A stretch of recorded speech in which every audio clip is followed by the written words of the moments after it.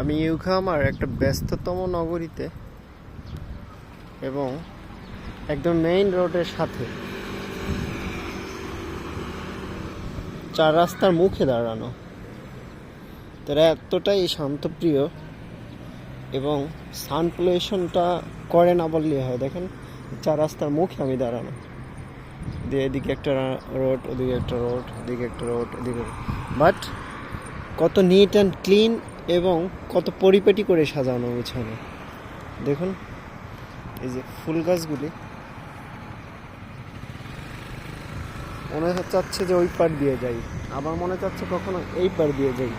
এটা হচ্ছে সাইকেলিংয়ের জন্য, এই যে সাইকেল চলাচলের জন্য এই সাইকেলের ওয়ে দেওয়া আছে, মানুষ চলাচলের জন্য এই যে এই পথ ধরে মানুষ চলবে।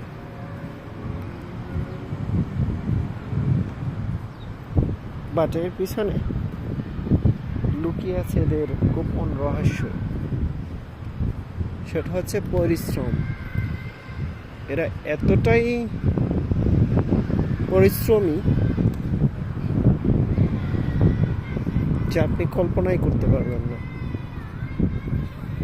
রিসেন্টলি আমি দেখতে পাচ্ছি, আমি এখানে মোটামুটি কিছুদিন যাবৎ কর্মরত একটা প্রতিষ্ঠানে, এদের কাজের স্পিডটা আমি তুলনা করতে পারি এরকমের, আমরা যে বাংলাদেশে ন্যাচারালি যে কোনো প্রতিযোগিতায় ফার্স্ট হওয়ার জন্য, সেটা হতে পারে দৌড়, যে কোনো সাইক্লিং, যে কোনো রেস, ফার্স্ট হওয়ার জন্য যে কঠোর পরিশ্রম করি এবং ফার্স্ট হতেই হবে, এরকমের একটা এদের কাজের ভিতরে দেখতে পাওয়া যায়। মানে কাজ শুরু করছে তো কাজ এর ভিতরে, সে আপনার সাথে পাশে একটা লোক দাঁড়ানো, সে আপনি মানে একই সঙ্গে কাজ করতেছেন, হাই হ্যালো এরকমের কথা বলার মতো কোনো ওয়ে নাই। এই যে দেখুন একটা পার্ক, খেলাধুলা করতেছে বাচ্চারা।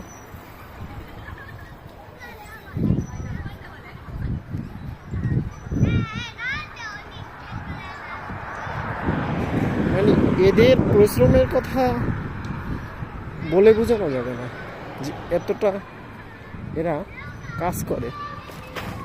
এরকমের একটা গল্প, 80+ এজ হবে, মানে লাঠিতে ভর করে তাকে চলতে হয়, এরকমের একটা লোকের সঙ্গে কোনোভাবে পরিচয় নয়।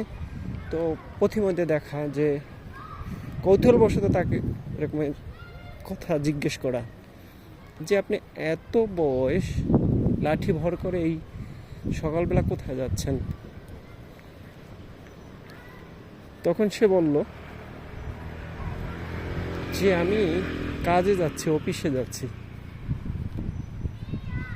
ঠিক মতো সে হাঁটতে পারে না, কাজে যাচ্ছে। বাট এখানে জাপানের রুলস হলো 65 এজ হওয়ার পরে সে যেখানে কর্মরত থাকুক না কেন তাকে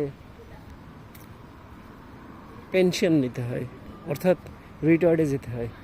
রিটায়ার্ডে যাওয়ার পরে কেউ বসে থাকে না, তারপরে তারা ওই প্রতিষ্ঠানে হোক অন্য কোনো আদার্স যে হার্ড ওয়ার্ক করতো, তার যদি একটু কোনো কাজটা একটু হালকা লাইট এই জাতীয় কাজ পছন্দ করে এবং যতক্ষণ পারে সে ওই কাজটা চালিয়ে যায়। তো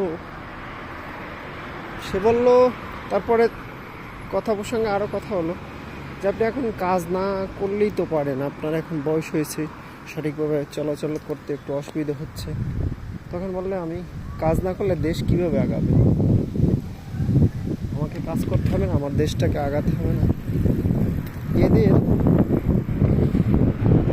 মেন্টালিটিটা কত উন্নত মানুষ চিন্তা করুন।